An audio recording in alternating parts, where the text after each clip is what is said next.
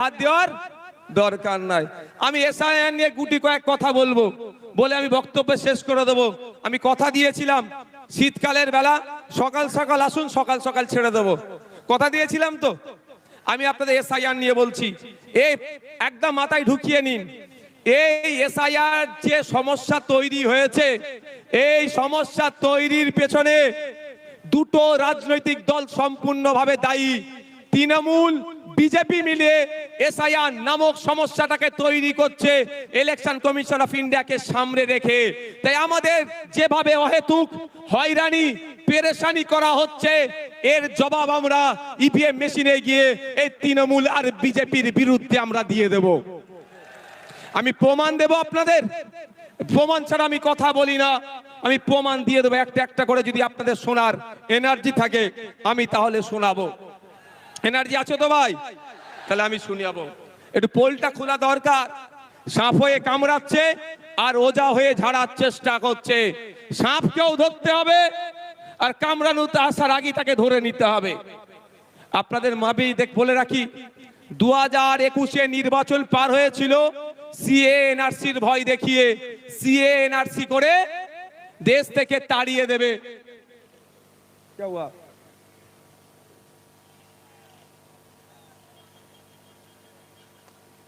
সংগ্রামী যৌথ মঞ্চে যে মঞ্চ আছে তার উপরে ছেলেরা উঠে গেছে, না ভাইয়া ভাই, এই উপরে যারা উঠেছো না ভাই যাও, একদম একদম নেমে যাও, এটা অনৈতিক কাজ, নেমে পড়ো চাল থেকে। শোনেন ভাই, এদিকে তাকান। 2021 সালে নির্বাচন কি দেখিয়ে পার হয়েছিল? বিজেপি বলেছিল এসআইআর করে তাড়িয়ে দেবো, এই বিজেপি বলেছে এনআরসি সিএ করে তাড়িয়ে দেবো। আর মমতা ব্যানার্জির দলেরা কি বলেছিল? যে তাড়াতে পারবে না, আমরা আছি। এখনো বলুন, এই 2026-এ নির্বাচন আসছে, এসআইআর করে ভোটাধিকার কেড়ে নেবো গল্প শোনাচ্ছে শুভেন্দু অধিকারী, আর মমতা ব্যানার্জি ফিক ফিক করে এসে বলছে আমি থাকতে এসআইআর হতে দেব না। অলরেডি কাগজ নিয়ে আপনাকে আমাকে ছুটাছুটি করতে হচ্ছে, আমার নামও নোটিশ এসে গিয়েছে। নোবেল জয়ী বিখ্যাত মানুষ অমর্ত্য সেন্সারের নামেও অপদার্থ কমিশন নোটিশ পাঠিয়েছে এই বিজেপি তৃণমূলের পাল্লায় পড়ে। শুধু তাই নয়, স্বাধীনতা সংগ্রামী, মুক্তিযোদ্ধা, বীর, ভারতবর্ষের অন্যতম শ্রেষ্ঠ আইকনিক ব্যক্তি, তার নাম নেতাজি সুভাষচন্দ্র বোস, নেতাজি সুভাষচন্দ্র স্যারের পরিবারকেও এই নোটিশ পাঠিয়েছে। তাই আপনাদের বলবো, 2026-এর বৈতরণী পার করার জন্য তৃণমূল আর বিজেপি এসআইআর নামক এই সমস্যাটার অবতরণ করেছে। তাই আপনাদের বলবো, এই সমস্যাতে অহেতুক হয়রানি করার চেষ্টা হচ্ছে, তবে আপনি আতঙ্কিত হবেন না। দিন দেওয়ানে বলেছিলাম স্বচ্ছ এসআইআর করলে সহযোগিতা করব, আজকেও বলছি স্বচ্ছ এসআইআর মিন্স ভোটার লিস্ট স্বচ্ছ হোক, মৃত ভোটারের নাম বাদ যাবে। একাধিক জায়গায় ভোটার লিস্টে নাম উঠেছে, বাদ যাবে, যার অস্তিত্ব নেই সেই ভোটারের নাম বাদ যাবে। প্রয়োজনে আমরা সহযোগিতা করব, কিন্তু স্বচ্ছতার নামে নির্বাচন কমিশন যে অহেতুক হয়রানি করছে এর জবাব দেওয়ার জন্য প্রশ্ন করেছিলাম আমরা নির্বাচন কমিশনে। শুধু তাই নয়, আপনাদের এই নওশাদ সিদ্দিকী কামচিহ্ন নেতা সুপ্রিম কোর্টে গিয়ে আপনাদের জন্য মামলা করেছে। আপনাদের বলে রাখি, দুটো কাজ এই মুহূর্তে মমতা ব্যানার্জি যদি করে, দুটো কাজ যদি এই মুহূর্তে মমতা ব্যানার্জি করে, হয়রানিও বন্ধ হবে, আতঙ্কিত হবেন না। দুটো কাজ কি কি বলে দিচ্ছি, শর্ট টাইম, আমি বেশিক্ষণ বলবো না, বলেছি আপনাদের। প্রথম কাজ হচ্ছে ওয়াল পার্টি মিটিং ডাকা। মমতা ব্যানার্জি ওয়াল পার্টি মিটিং ডাকুক, সমস্ত রাজনৈতিক দলের নেতাদেরকে ডাকুক। যেই পরিস্থিতি বাংলার স্বাধীনতা সংগ্রামী পরিবার থেকে শুরু করে, পীর পরিবার থেকে শুরু করে, বিভিন্ন ধর্মীয় পরিবার থেকে শুরু করে, বিভিন্ন যাদের সামাজিক প্রভাব প্রতিপত্তি আছে, সব সমেত সাধারণ মানুষদেরকে অহেতুক হয়রানি হচ্ছে, এই হয়রানি বন্ধ আমাদের করতে হবে। অল পার্টি মিটিং ডাকা দরকার। কেমন অল পার্টি মিটিং? আপনাদের জানিয়ে রাখি, বর্বর পাকিস্তানিরা যখন এসে পেহেলগাঁওতে আমাদের দেশের নাগরিককে খুন করলো, সেই সময় অল পার্টি মিটিং ভারত সরকার ডেকেছিল। সেই সময় কংগ্রেসের পক্ষ থেকে বলেছিল পাকিস্তানের বিরুদ্ধে অল আউট আউট যাও, আমাদের কোনো অবজেকশন নাই। আজকে মমতা ব্যানার্জি যদি অল পার্টি মিটিং ডাকে, মমতা ব্যানার্জি ডাকে কেউ আসুক আর নাই আসুক, ইন্ডিয়ান সেকুলার ফ্রন্ট যাবে বাংলার নাগরিকদের সাথে, সেখানে গিয়ে বলবে স্বচ্ছতার সাথে যে কাজ পশ্চিম বাংলা সরকার করতে চাই আমরা প্রস্তুত আছি বাংলার মানুষের জন্য। করবে, তাহলে আপনি আতঙ্কিত মুক্ত হবেন তো ভাই? কিন্তু চাই না আপনি আতঙ্কিত মুক্ত হন মমতা ব্যানার্জির দলেরা। এরা চাই আপনি পেরেশানে থাকুন। আপনি পেরেশানে থাকলে প্রশ্ন করতে পারবেন না মাদ্রাসায় টিচার নেই কেন। আজকে দেখুন কলকাতায় গতকালকে খোঁজ নিয়ে দেখুন প্রায় 33 দিন এই ঠান্ডাতে তারা পড়ে আছে। আনের টিচার গুলো এমএসকেএসএস কে টিচারদের সম্মানিকটা ঠিকঠাক পাচ্ছে না। মাদ্রাসায় 10,000 শূন্য পদ হয়ে গেছে, পরিকাঠামো ধ্বংস হয়ে গেছে, স্কুলে টিচার নাই, হাই স্কুলে টিচার নাই, শিক্ষার পরিকাঠামো ধ্বংস হয়ে গেছে।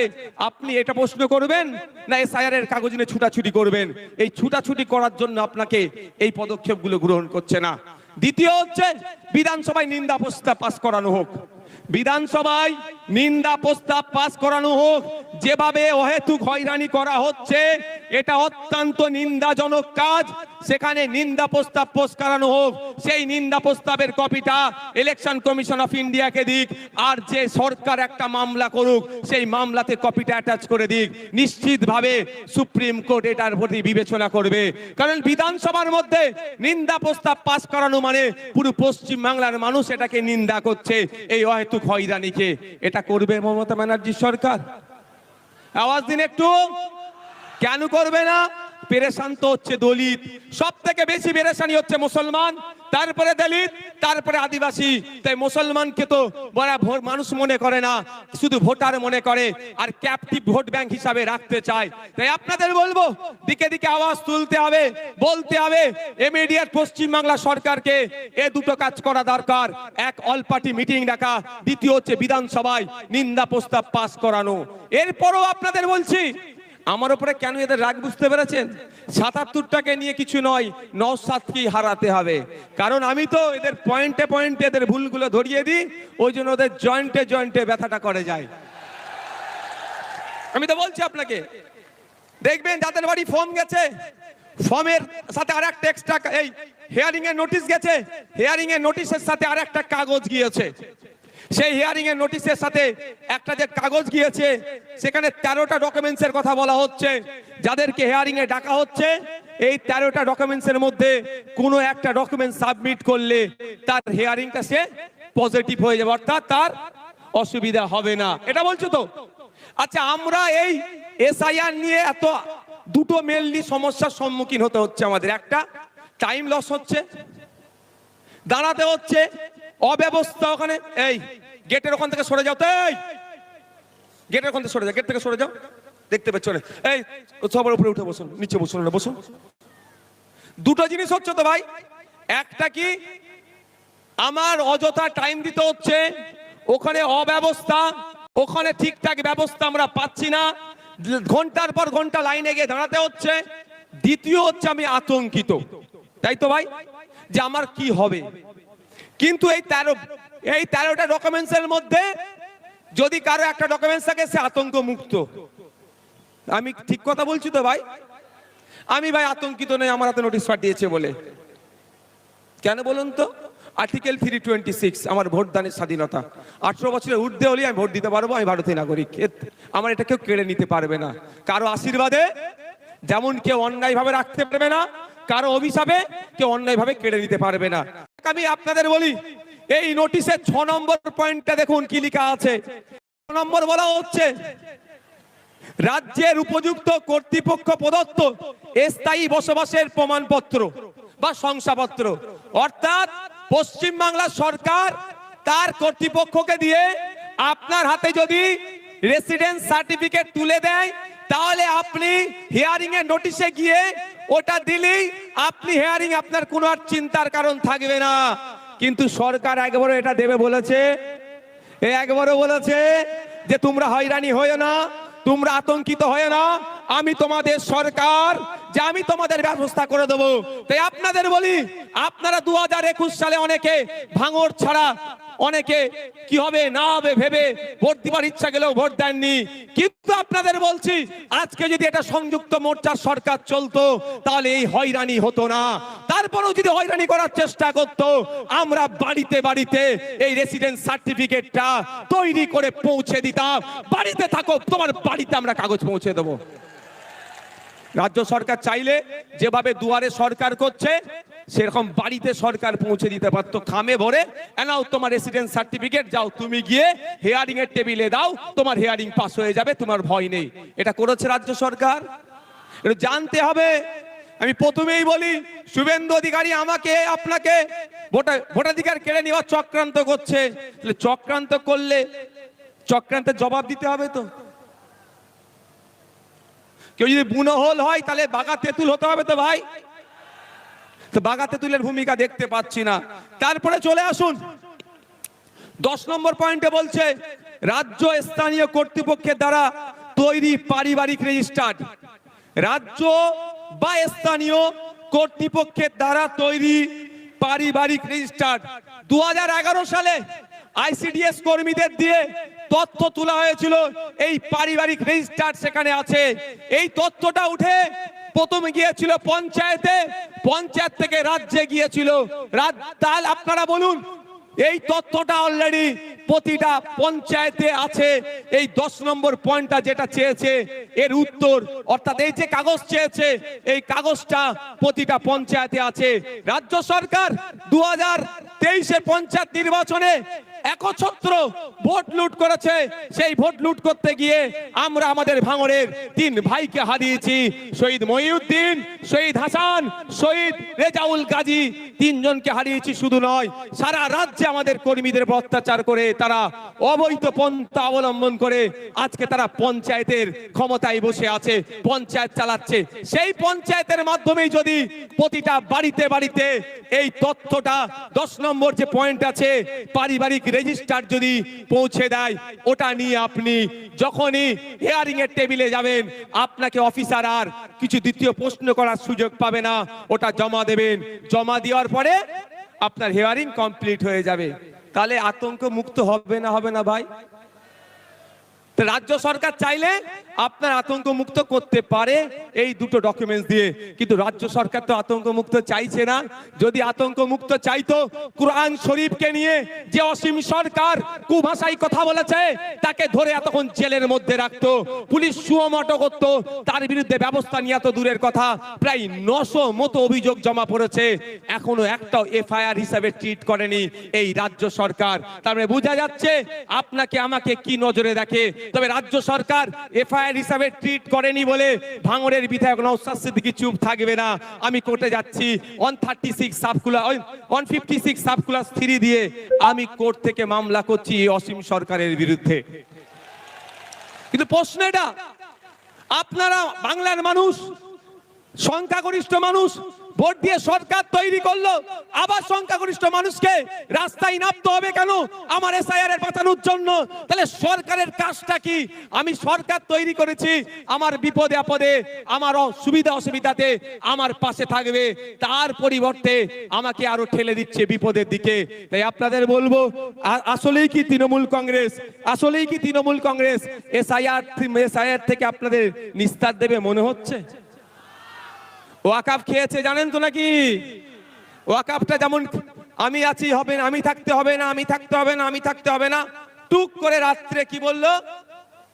ওয়াকাফ মেনে নিল, এটাও মিলিয়ে নেবেন।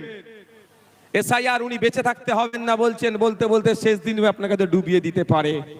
তাই বলছি আপনাদের, আপনার লড়াই আপনাকে লড়ে নিতে হবে, আমার লড়াই আমাদেরকে লড়ে নিতে হবে।